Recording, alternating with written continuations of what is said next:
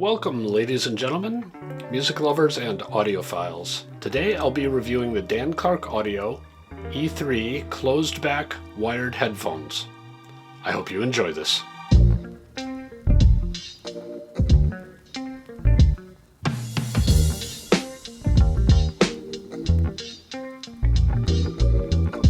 Alright, let's start with a product overview.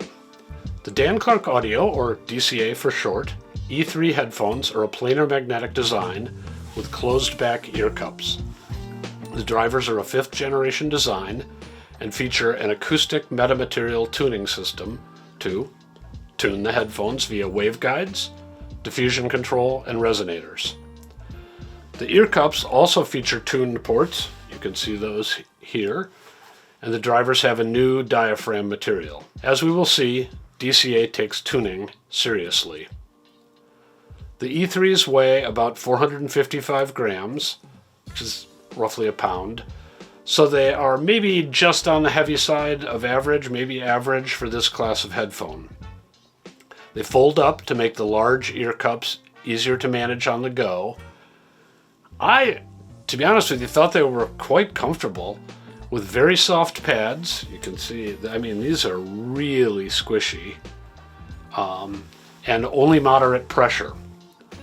I also appreciated that the ear cups were completely circumoral. You can maybe see they're quite large.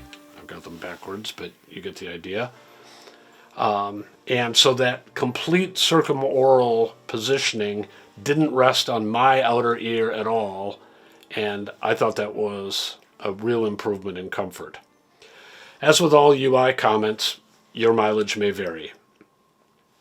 These are 27 ohm headphones, and they have a 90 dB sensitivity for 1 milliwatt input.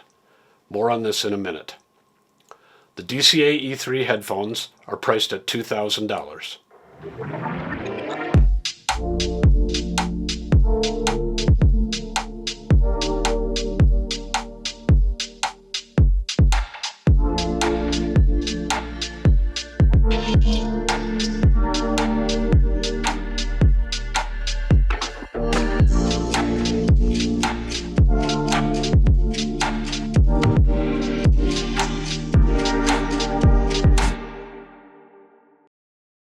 Next up, let's take a look at sound quality. The striking thing about the Dan Clark E3 is their exceptional frequency balance. If you don't plan to do EQ, and really to a degree even if you do, this will tend to be a deciding factor in the headphones you want or don't want. The E3 has, observationally, the flattest frequency response of the headphones I've tested. Not to be repetitive, except when it's helpful to newcomers, for a headphone to sound flat, that's equal output at all frequencies as you hear it, it needs to follow a very unflat measured response. This is because your head and your torso modify the frequencies arriving at your ears from natural sounds, but headphones reduce this frequency shaping because they don't invoke the full torso, head, outer ear frequency shaping system that you're used to. So the headphone has to measure not flat for the whole system to be perceived as sounding correct. Perceptually, the E3 is impressively balanced in each range from low bass to upper treble. Every headphone has deviations, but the E3's deviations are smaller than most. Even more important perhaps, the E3's deviations, by that I mean bumps and dips, don't interfere with the musical enjoyment to nearly the degree that the deviations of some other headphones do. This is in part because the E3 has deviations that are mostly subtractive. They are small reductions in level rather than additive. Additive deviations just stand out more and distract or even annoy, mostly. Here's a rough diagram of the deviations of the E3's frequency response. Remember, this is the perceived response, not the measured response, so it should not look like the Harman target curve I showed a minute ago. To summarize the response and the deviations that I noticed, the Mid-bass, perhaps from 70 to 90 hertz, has a tiny depression that makes some music a bit less dancey than it is with headphones that have a bump in this region. The upper bass is shaded on the neutral to cool side.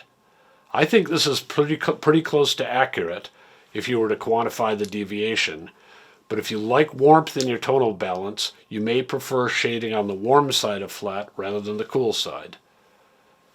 There's a reasonable amount of pop and rock that seems more dynamic when the warmth region is just slightly elevated. And the Harmon curve, if you look at it carefully in the bass, may reflect this, and not just account for HRTF issues. The mid-range of the E3 seems smooth and quite flat, but some transients and vocals are slightly thin, suggesting a possible minor dip or shelf in the 1 to 3K region. On most music, the mid-range to treble transition region is well balanced, but the E3 can occasionally sound a smidge bright on transients or just on balance, suggesting a small rise here or maybe even just a return to flat from the mid-range issues that I noted earlier. I need to stress that these deviations are the smallest I have heard on any headphone yet tested. The E3 is very impressive in this regard. The small bumps and dips of the E3 mean that instrumental and vocal sounds seem accurate. They sound like real instruments played in real space across the frequency spectrum. Very few headphones achieve this. At the same time, for some listeners, I think the balance overall may be a bit too analytical. My sense is that the E3 has a frequency curve that smoothly and gently trends up from the mid-bass to the mid-treble by a small amount. The overall result is that each instrument sounds right, vocals sound right, but the whole band or orchestra can, at times, sound a little bit light, or maybe some people would call it a touch bright. On some of my bass test tracks, the E3 did a marvelous job. Taylor Swift's Delicate from Reputation had both definition and power to a degree I haven't heard before.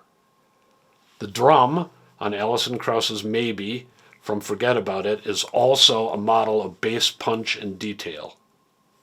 Now these albums have bass that's at lower frequencies than the mid-bass tiny dip that I noticed earlier.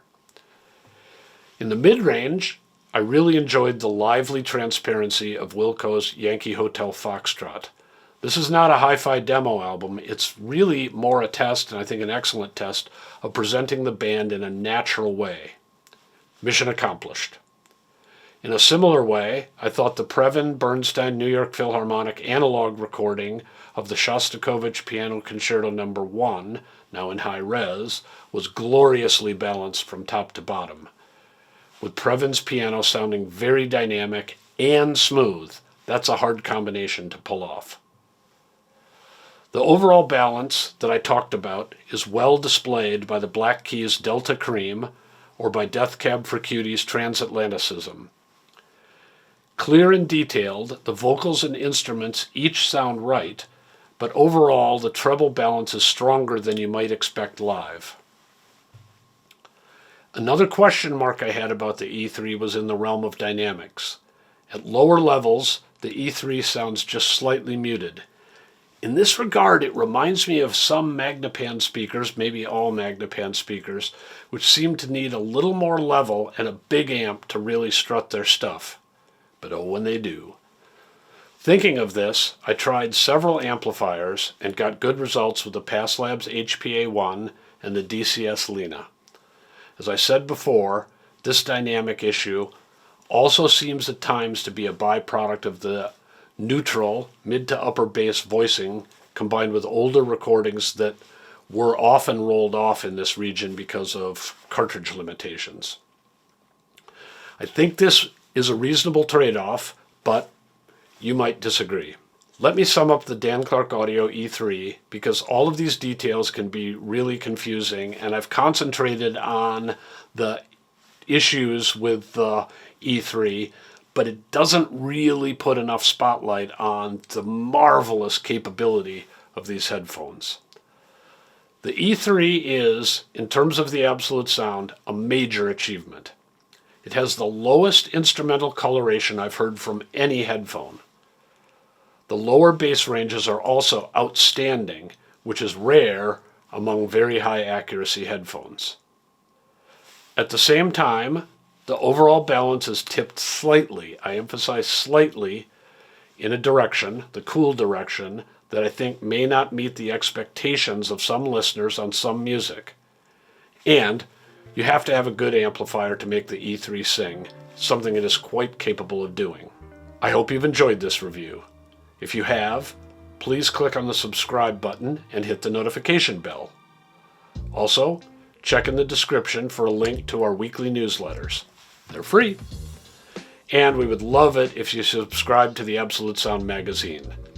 We've been publishing it for over 50 years, and an annual digital or print subscription brings you over 1,000 pages of reviews, ratings, and music recommendations. Thanks for watching, and we hope to see you again soon.